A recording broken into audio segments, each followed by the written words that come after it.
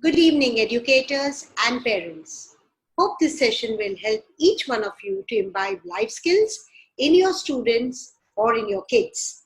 As John Braun has said, and I quote him, "You can't always control the wind, but you can definitely control your sails." So no excuses, friends. Let's use this lockdown to imbibe some important life skills in our children. Over to my colleague, Vidya, and she'll take you forward. Thank you. Thank you so much, Farzana ma'am. Good evening, everybody. It's truly an honor to share this platform with you, Farzana ma'am. So thank you. Thank you for that. I would also like to thank Dr. Swati Popat-Vats, the power behind APER, for this opportunity. Thank you all for joining us this evening.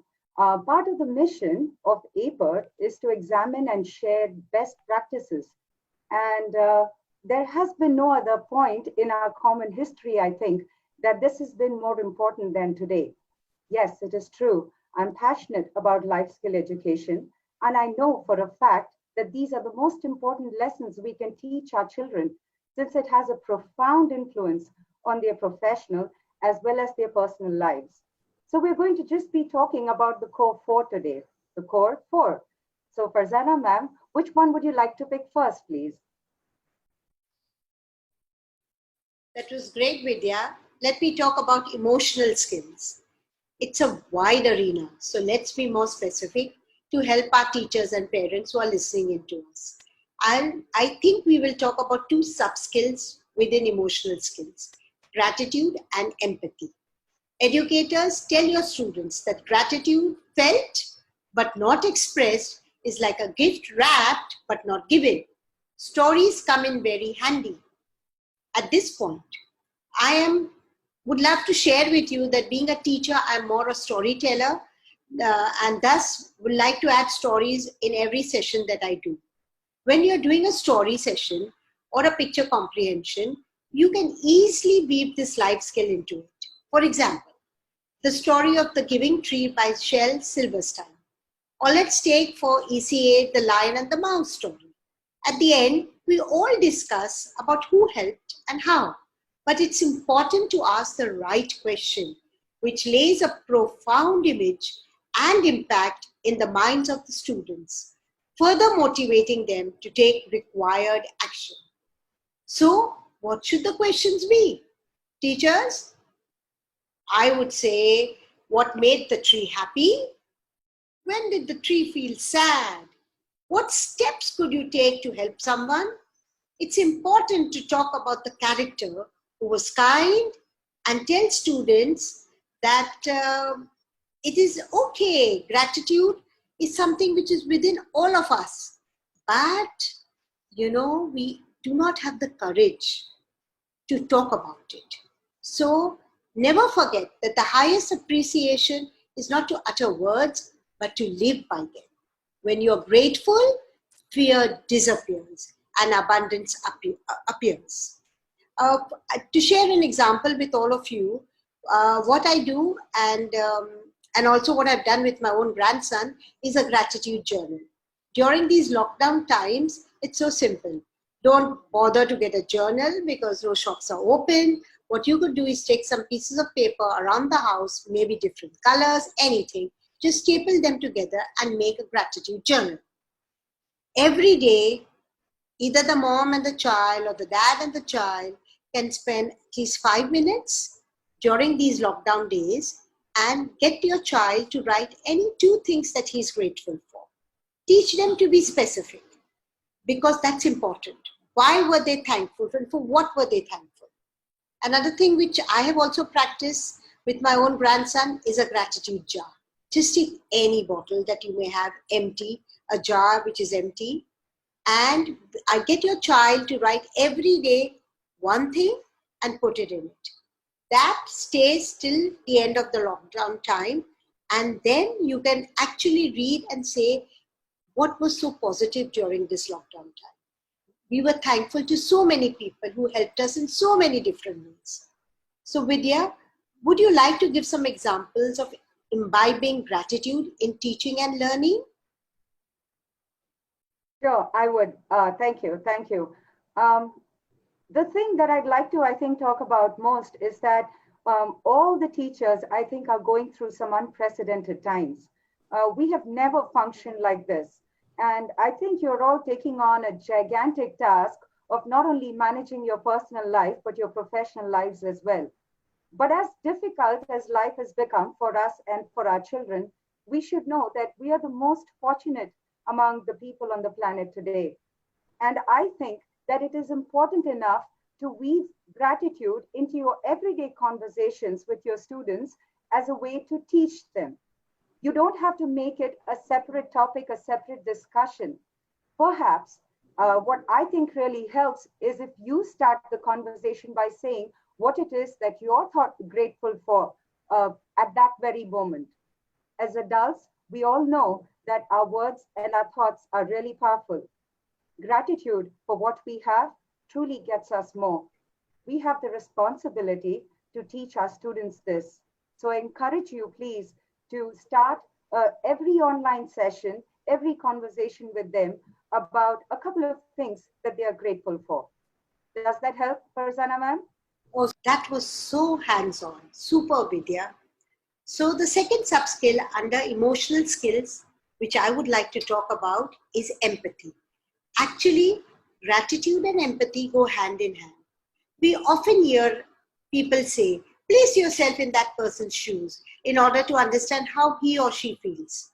Once again, the storyteller in me is telling you to use stories because they come in very, very handy for this.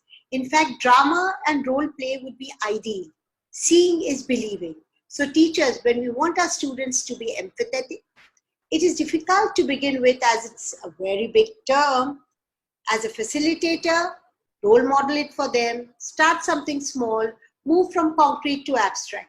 Let them feel it, sense it, and then it can be so easily imbibed. One tool I love to use is the Red Hat by Edward de Bono. I'm sure you all know about the 6 thinking hats of Edward de Bono. The red hat is the feelings hat. So often I make my students wear a red hat and step into those characters, asking them how they feel, what can they do differently next time, how would they offer help. In these lockdown times, the world, which was such a competitive space, has suddenly become so empathetic. Why? Because everybody is trying to fight COVID-19. Everyone is sharing research, resources, doctors. And this is the time when we as teachers also are sharing with teachers worldwide and helping one another in this online teaching which we are all doing. Also, you need to tell your students often that we all have empathy, but we may not have the courage to display it. Once a month, use a comprehension piece which has an empathetic character, or get your kids to do a role play showing empathy. I usually like to write small pieces which I use, keeping in mind instances where kids were not empathetic. This is a very indirect way of instilling empathy. If anyone needs a sample, please let me know and I could email it to you surely.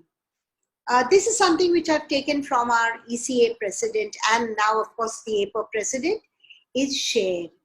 Whatever you know, whatever you have done, let it be given to others in this educational vertical, because sharing will help us all grow. So I would like to thank Dr. Swati Popat at this point, because this is a skill and this is an attitude which I have picked up from her. So over to you to share some practice examples with the teachers. Vidya, over to you. Thank you. Thank you so much. I think all the suggestions that you've given are absolutely fantastic, and they are practical, and they are ideas that teachers can easily implement. I think empathy is a critical component of everyone's character. Um, when the World Health Organization defined life skills, and life skills in academic curriculum came about only as late as 1989. So it wasn't formally adapted into the curriculum of primary school years until about 30 years ago. But empathy is one of the top 3 most important life skills as listed by the World Health Organization. And I think in today's competitive world, when we're all being pitted against each other for almost nothing, I think as a race, we are losing the skill. And it is our collective responsibility to teach our children the skill to have empathy. And it is a learned skill. And teachers, like in so many other dimensions, play a pivotal role in teaching empathy. So if I could suggest, I would say encourage them to verbalize their emotion, how they are feeling. Encourage them by asking them how they think their friends are feeling or how their parents are feeling, and ask them if they think they know how their teachers are feeling. I think learning how to talk about our feelings, finding words to express ourselves, and being able to understand each other as humans. And in the primary years, I certainly believe that the students are so capable of processing emotional content in their mind. So these are some really simple things that you could weave into your online sessions as you converse with your students in the digital world. Back to you, ma'am. So, Vidya, that was really very interesting and a lot of deep insight. So now let's go to the next life skill in our four cores that we've been talking about, psychological skills. And this is especially helpful today because during the lockdown times, isolation and anxiety is not only felt by adults but a lot by our children too. So it is imperative that teachers and parents spend time, be mindful that our children are also going through a lot of anxious moments. And you know why is this happen? There is no outdoor play, which is so important for children. No play dates, no physical school. We're all living in a cyber world. It's a different world now. It's a virtual world. So let's use our online teaching to weave that it's a very good family bonding time. Papa and Mama are spending quality time with their children. I'll share one example. My kids, especially my grandchild, loves going out to restaurants and enjoying their favorite meals. Unfortunately, because of lockdown, we are all now confined to our own homes. So we got this great idea and we said we'll create a Doha Dwala restaurant. And you know what? My little one was so excited about it. He actually dressed up and he wore his new clothes and he sort of enters into our dining area, and which becomes the Doha Dwala restaurant. And as a customer, we welcome him, we have him seated, give him a menu, and then he sort of orders the food he wants. That is why I would request all of you teachers, especially the early years and even grade 1 and 2, to do one online session would be like a restaurant setup and play this game. Of course, your parents need to help you because you are in one part of the city and they are in another part. I will definitely share one video link. And this video was not when I started this Doha Dwala restaurant. Later on, I've seen it and I think it'll give you some idea of what I was saying. So our kids don't feel very anxious and isolated. They think it's great. Even if within lockdown, there is so much fun happening in our own homes. So Vidya, would you like to add some ideas for teachers for this life skill? Yes, thank you. Thank you, ma'am. I think isolation and anxiety are such critical areas. And I think that as adults, even moms and dads and everybody at home is worried about these issues. But here is the thing. I think our children are picking up on these emotions, whether or not we directly tell them that, or whether or not they let us know that they are picking up on how it is that we are feeling in front of them. I think that they're looking for a safe place to voice their concerns. And I really truly believe that your online classroom can be a safe place for them to express themselves. So, in terms of a 4-step process, if I could just recommend, apart from what ma'am has already said, in terms of them not being able to come to school, not getting on the bus, and not being able to meet their friends, the first thing that I would suggest is ask how they're feeling. The second step I would say is empathize with them. Tell them you understand it because you also have the same feeling. The third thing is to normalize it and tell them that it's okay to feel that way. Reassure them that they are not abnormal for feeling this in today's world. And the fourth step, I think, is reassurance. So there's ask, empathize, normalize, and reassure. And when you follow this four-step process, it encourages the child to open up to you naturally. I think that when adults express themselves like this, and when somebody else gives us a hearing, the natural consequence is that we ourselves feel peaceful and balanced. And isn't that what you want your students to feel? Back to you, Farzana ma'am. That was great, Vidya. So let's move on to the third important life skill, communication. Teachers and parents, our children look up to us as role models. So be very careful and mindful. No cribbing, no temper tantrums. I know we are all going through hard times during lockdown, but please don't display these emotions in front of your children. What you communicate to them is what will put them in a good and positive mindset. This skill of communication can be weaved into online teaching so beautifully. Remember, there are so many thoughts going on in a child's mind at this time, and not all of them are able to express themselves. So it's time for some fun and creative expression. Children at this point need to be heard. Let them just talk.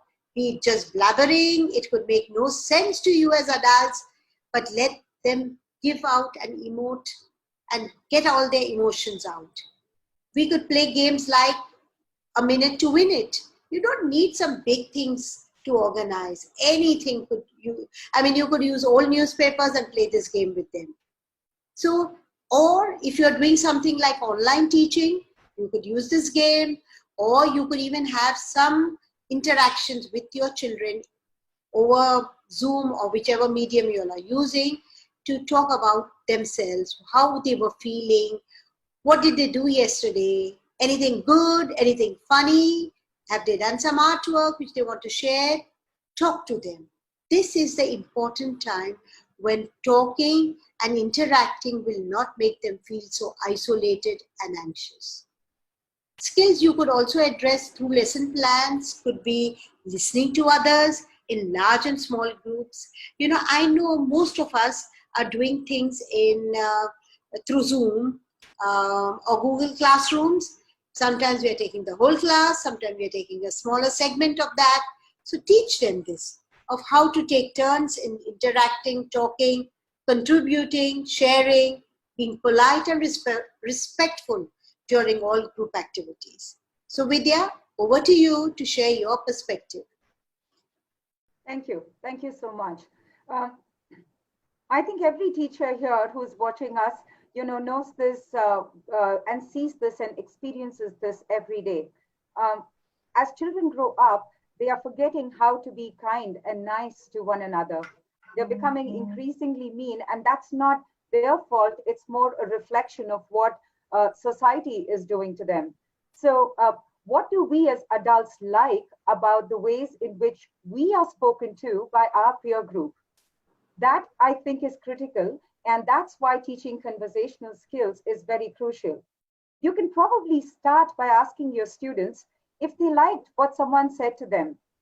Or, you can ask them if they disliked or if they were hurt by something that someone else said. Like Farzana ma'am just said, the most effective way to do this is the natural way. You can also give an example of how good you felt when someone said something nice to you. Somebody even very just in your everyday life, maybe the kirana shop wala, and the way that he spoke to you. So let's ask them to be nice to each other and to be kind to each other. Teach them the power of simple words like thank you and sorry, and teach them to talk positive and encourage each other. And somehow we have to find a way in our daily talk to convince them that the most important thing that all of us have as humans are relationships and other people in our lives and meaningful relationships. And this can only be heard by them if we tell them in a natural and a non-preachy manner. Well done, Vidya. That was interesting. So the fourth core life skill we want to talk about today is physical skills. Again, we have chosen life skills which could be enhanced during lockdown. One important physical skill is, of course, doing household work. The most important thing here is to make them feel it's the best thing to do. At this point, I would say let's use the idea and recall the adventures of Tom Sawyer. How he got his friends to paint the fence, he tricked them to do all the work. So we need to use some tricks to get our children to enjoy doing some household work. For example, play some music when your child is mopping the floor, sing along when you're sweeping the floor. If you're doing some work in the kitchen, encourage your child to make some music with utensils as they help you, and together make the process a fun-filled, enjoyable experience. Remember, if you enjoy it, automatically your child will enjoy it and want to help. If you look down upon it, your child will never want to help. All of this will teach your children organization, time management, appreciation of work, respect for the workers, etc. etc. Teachers, you could play a game during online teaching. We could call it the Life Skills Basket. Keep some cards ready and a small box of basket, whatever you have at home. The cards will have different activities. For example, wipe the doorknob, sweep your room, wash your plate. I will definitely send you a link, and this will help you to implement. When I send you all the takeaways, friends, this link will also be there. So I would like to, it's time to wrap up our sessions. And at this point, I would like to say a big thank you to Dr. Swati Popat, President of ECA and APER, all my APER friends who have helped us in organizing this session.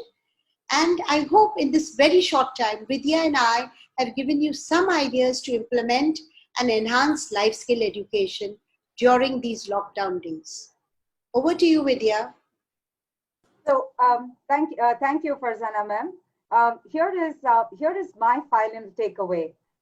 Some of you know that my organization, Bassett Education India, is dedicated to teaching life skills. And there is a secret that I want all of you to know. The secret that we all have been taught in the communication psychology sphere. And the secret is this: the art is in concealing the art. Please, let me say that again. The art is in concealing the art. Teach, but don't let them know that you're teaching. And that is the best way to teach life skills, by weaving it into your every interaction. As a parent and as a professional, I am so grateful to all of you for rearranging your lives and taking all the trouble to learn new technologies, to embrace new technologies, to change your daily routines, to wear multiple hats.